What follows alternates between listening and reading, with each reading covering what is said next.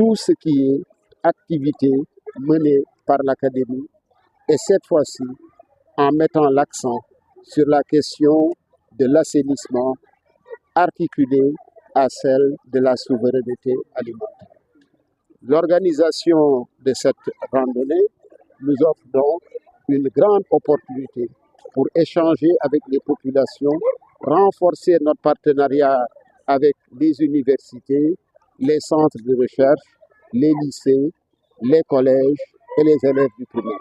Vous avez vu à l'entame de notre cérémonie, l'hymne national a été chanté par des élèves du collège Saint-Louis. Le soir du thème. La question de l'assainissement est évidemment une question centrale, puisque sans assainissement, il n'y a pas de bonne santé.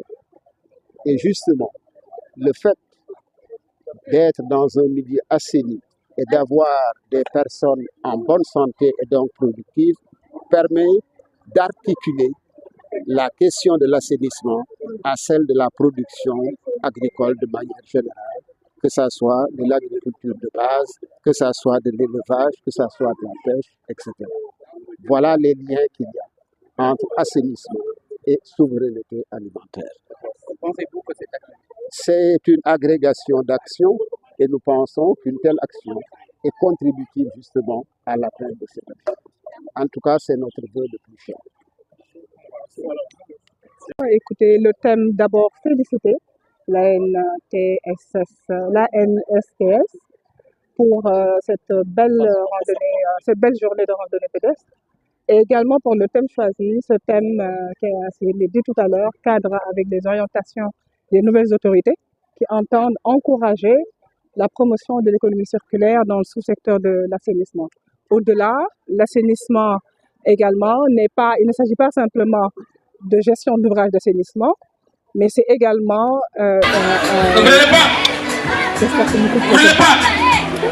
donc l'assainissement, il s'agit de la préservation, c'est un levier stratégique important pour la préservation des sols et de nos cours d'eau.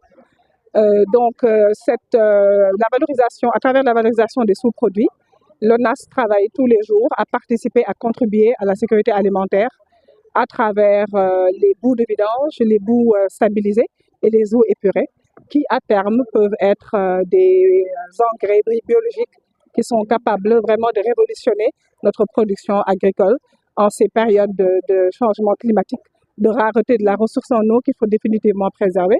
Et également, c'est une bonne alternative, c'est une bonne opportunité pour pouvoir faire face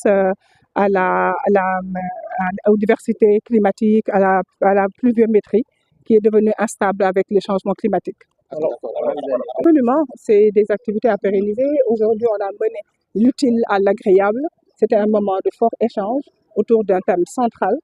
Et l'ANSTS est un partenaire de choix que nous comptons effectivement accompagner tout au long de ces activités. Absolument.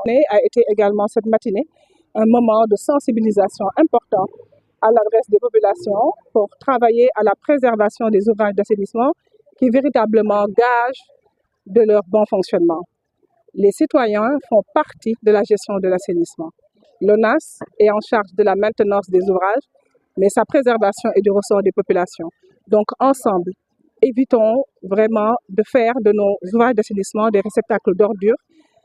Vainquons et combattons définitivement les branchements clandestins et le vol des plaques d'égout qui est un fléau qui empêche véritablement le secteur d'évoluer. L'Académie nationale des sciences économiques du Sénégal pour rendre beaucoup plus proche de la population des œuvres des scientifiques. Il y a une double mission. D'abord, il y a une mission de pouvoir prendre en charge les populations pour que les scientifiques puissent en prendre compte dans leurs études et leurs travaux. L'autre mission de cette randonnée, c'est de faire aussi un rapprochement des scientifiques vers les populations. Parce qu'en fait, il se pose un problème même, parce que en général, les scientifiques sont dans un monde fermé, dans cette fermé. Ils ont besoin d'être visibles et conscients qu'ils sont des humains comme les autres. C'est une manière juste d'humaniser un peu la personnalité du scientifique pour qu'on sache que ce n'est pas une personne à part, mais c'est une personne qui appartient à la société. En fait, c'est cette mission qui est donc dévolue à se ramener de la science. Voilà, en un mot, ce qui a fait qu'on fait se ramener chaque année. Donc bonjour, je m'appelle François Loret, je suis directeur de la recherche et innovation de l'université Rose Dieng, ex-campus franco-sénégalais. Alors, l'université Rose Dieng est la marraine de cet événement et également un partenaire de l'académie. On travaille ensemble et c'est tout naturellement qu'on s'est porté volontaire pour pouvoir participer à cet événement et donc le parrainer. Donc cet événement est un élément important puisque notre université a vocation à apporter au Sénégal et aux Sénégalais et aux Sénégalaises des formations professionnalisantes de qualité. Et il se trouve que le thème qui a été choisi, et qui est sur l'assainissement et la souveraineté alimentaire, est aussi des programmes de formation que l'on propose autour de la gestion et de la valorisation des déchets et également de la souveraineté alimentaire à travers des masters et des licences professionnelles. Donc, et le thème et notre partenariat ne pouvaient que nous amener aujourd'hui à être présents. C'est le colonel Boubou Saré. Je suis le secrétaire général de la Société des Amis. La Société des Amis, c'est une institution qui appuie et qui soutient et qui accompagne l'Académie nationale des sciences et techniques. Vous savez, la mission de l'Académie, c'est d'abord de promouvoir l'enseignement scientifique et de pouvoir aussi rapprocher la société à la science pour que le développement du Sénégal se fasse sur des bases scientifiques sûres. Et vous savez, le thème choisi aujourd'hui pour une manifestation qui se veut populaire, hein, c'est là, on a dit l'assainissement et le levier de la souveraineté alimentaire. C'est vrai, parce que l'assainissement, c'est la base de tout. Hein, donc, comme on dit, c'est ça. Il y a donc un assainissement d'abord des mentalités, il faut assainir également l'environnement, éviter la pollution, éviter contre la pollution et l'anarchie. C'est aussi un assainissement disons alimentaire, hein, culinaire. Il faudra qu'on ait des habitudes culinaires appropriées hein, qui peuvent donc mettre en valeur nos produits propres, nos produits donc locaux. Et bien entendu, il faudra augmenter la production locale. D'un autre côté, donc, vu cette importante, bien sûr, cet important côté de la randonnée, il y a le côté de la préservation de la santé à travers le sport. On va donc essayer de promouvoir le sport comme étant un facteur de santé.